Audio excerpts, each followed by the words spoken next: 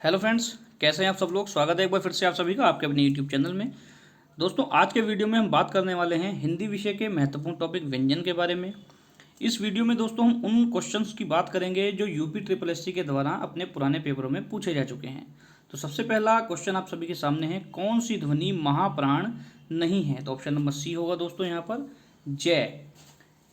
तो महाप्राण देखिए कहते किसको हैं, वे व्यंजन जिनके उच्चारण में श्वास अधिक मात्रा में निकलती है उन्हें महाप्राण व्यंजन कहते हैं। ठीक है, श्वास अधिक मात्रा में निकलती है उनको महाप्राण व्यंजन कहते हैं।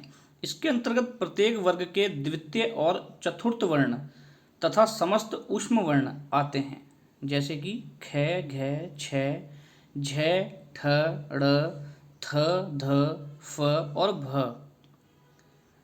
ऊष्म वर्ण जो हैं वो हैं दोस्तों श, श, स और ह। इसी प्रकार वे व्यंजन जिनके उच्चारण में श्वास अल्प मात्रा में निकलती है उन्हें अल्प प्राण व्यंजन कहते हैं। तो दोस्तों यहाँ से आपको देखिए अल्प प्राण और महाप्राण दोनों व्यंजन स्पष्ट हो गए होंगे। तो नेक्स्ट क्वेश्चन की तरफ बढ़ते हैं, क्वेश्चन नंबर 2 पे।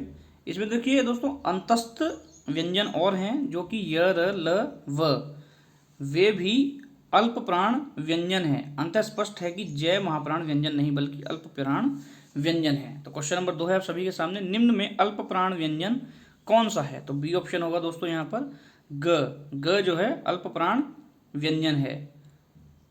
क्वेश्चन नंबर 3 है दोस्तों आप सभी के सामने, निम्न में महाप्राण व्यंजन कौन सा है। तो सी ऑप्शन होगा दोस्तों भ। देखिए यहाँ से बहुत अधिक क्वेश्चन पूछे गए हैं यूपी ट्रिपल एससी द्वारा अल्प प्राण महाप्राण आदि से। तो सभी जो है जो इनकी पूरी एक वर्णमाला है, अल्प प्राण और महाप्राण जितने भी व्यंजन है सभी जो है उसको आप याद कर लीजिएगा। सभी महाप्राण वर्णों वाला समूह है तो वो है आपका ख, छ और ठ। क्वेश्चन नंबर 5 है आप सभी के सामने, प्रत्येक वर्ग का दूसरा और चौथा वर्ण क्या कहलाता है। तो ए ऑप्शन होगा महाप्राण। देखिए दोस्तों पहले भी ऊपर मैंने आपको बताया था क्वेश्चन नंबर 1 में, प्रत्येक वर्ग का दूसरा और चौथा वर्ण क्या कहलाता है, महाप्राण व्यंजन। क्वेश्चन नंबर 6 की बात करते हैं, निम्न में से कौन सा व्यंजन स्पर्श संघर्षी है। तो ए ऑप्शन होगा दोस्तों यहाँ पर ज। क्वेश्चन नंबर 7 है आप सभी के सामने, सभी स्पर्श व्यंजन कौन से समूह में हैं। तो सी ऑप्शन होगा क, च, प और द। यहाँ पर आप देख सकते हैं क, च, प, द स्पर्श व्यंजन है। क से लेकर म तक व्यंजन स्पर्श व्यंजन है जिनकी संख्या 25 है, यानी क से लेकर जो म तक जितने भी व्यंजन हैं वो सभी स्पर्श व्यंजन कहलाते हैं और उनकी संख्या जो है 25 होती है।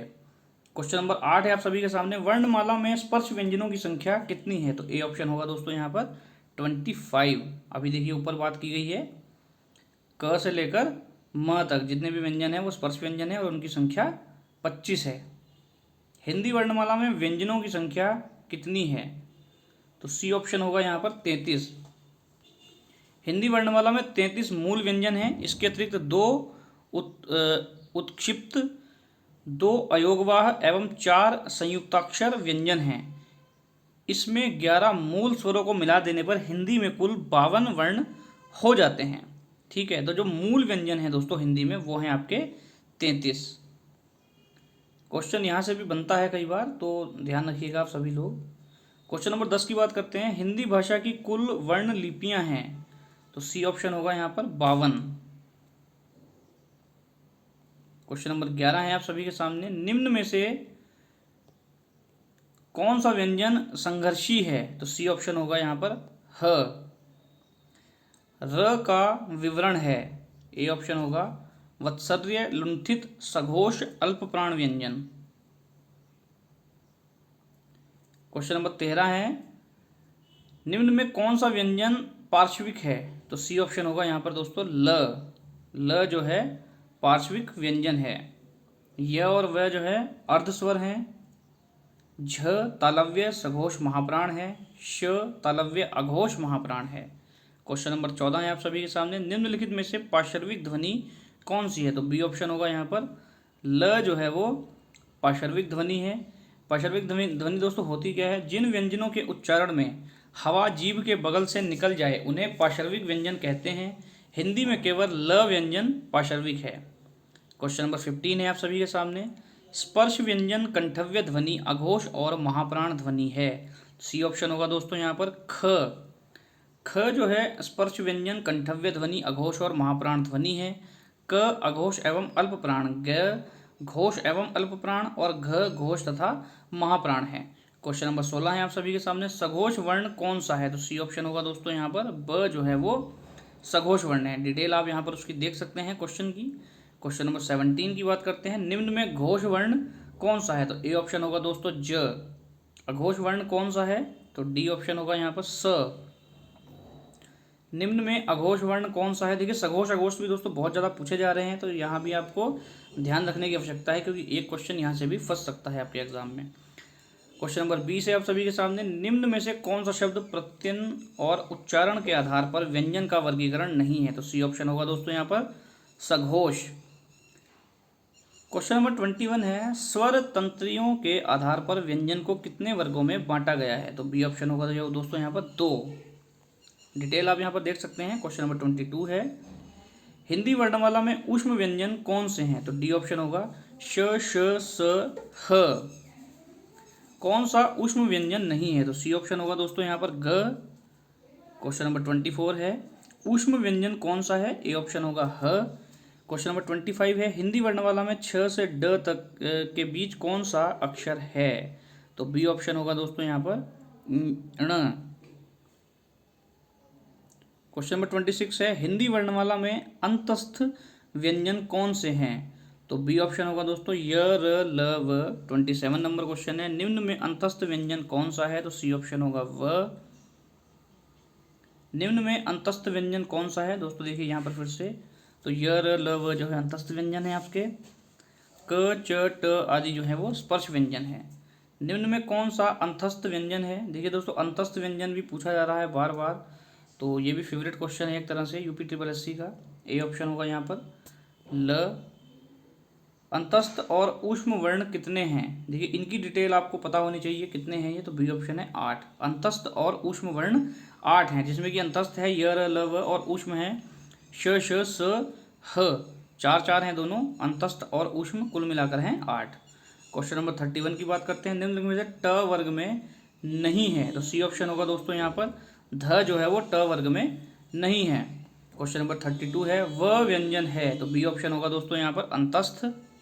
क्वेश्चन नंबर 33 है, हिंदी शब्दकोश में क्ष का क्रम किस वर्ण के बाद आता है? क्वेश्चन नंबर ए है क। क्वेश्चन नंबर 34 की बात करते हैं, हिंदी शब्दकोश में क के बाद कौन सा व्यंजन दिखाई देता है? तो डी ऑप्शन होगा दोस्तों यहाँ पर क्ष। क्वेश्चन नंबर 35 है आप सभी के सामने, निम्नलिखित व्यंजनों में कौन सा संयुक्त व्यंजन नहीं है? बी ऑप्शन होगा दोस्तों यहाँ पर क्ष। निम्नलिखित भाषा में मूल ध्वनियों के लिए जो चिन्ह मान लिए गए हैं और जिस रूप में लिखे जाते हैं उसे क्या कहते हैं? तो ऑप्शन नंबर बी होगा दोस्तों लिपि। क्वेश्चन नंबर 37 है आप सभी के सामने, दो व्यंजन एक साथ मिलते हैं तो क्या कहलाते हैं? तो ए ऑप्शन होगा संयुक्त व्यंजन। संयुक्त व्यंजन ज्ञ बनता है तो किन किन जो है व्यंजनों को मिलाकर वो बनता है? तो बी ऑप्शन होगा ज और ण। क्वेश्चन नंबर 39 है आप सभी के सामने, एक से अधिक वर्णों के मेल को कहते हैं? ए ऑप्शन है यहाँ पर अक्षर। लिपि चिन्हों के क्रमबद्ध समूह को कहते हैं वर्णमाला। जिन ध्वनियों की गणना न स्वर में की जाती है न व्यंजन में, उसे क्या कहते हैं? तो दोस्तों डी ऑप्शन होगा अयोगवाह। काकल्य वर्ण कौन सा है? सी ऑप्शन होगा दोस्तों यहाँ पर ह। जिस ध्वनि के उच्चारण के समय स्वर तंत्री में कंपन होता है, उच्चारण स्थान के आधार पर ध्वनियों के वर्गीकरण में उसका क्या स्थान है? तो सी ऑप्शन होगा दोस्तों यहाँ पर काकल्य। क्वेश्चन नंबर 44 है आप सभी के सामने, उच्चारण की दृष्टि से संबल ध्वनि का कौन सा वर्गीकरण है? ए ऑप्शन होगा यहाँ पर संपृक्त। क्वेश्चन नंबर 45 है, प्रत्येक शब्द की वर्तनी के सभी वर्णों को उसी क्रम में अलग अलग दिखाना क्या कहलाता है? तो बी ऑप्शन होगा दोस्तों यहाँ पर वर्ण विच्छेद। क्वेश्चन नंबर 46 है, भाषा की सार्थक लघुत्तम इकाई किसे माना जाता है? तो ए ऑप्शन होगा दोस्तों शब्द। तो दोस्तों आज के लिए इतना ही, जल्दी ही मिलते हैं नेक्स्ट वीडियो में। वीडियो अगर आपको अच्छा लगा हो तो आप इसको अधिक से अधिक शेयर जरूर कीजिएगा, चैनल को हमारे सब्सक्राइब जरूर कर लीजिएगा, वीडियो को लाइक करें और कमेंट जरूर करें। तो चलिए दोस्तों जल्दी ही मिलते हैं नेक्स्ट वीडियो में, तब तक के लिए धन्यवाद।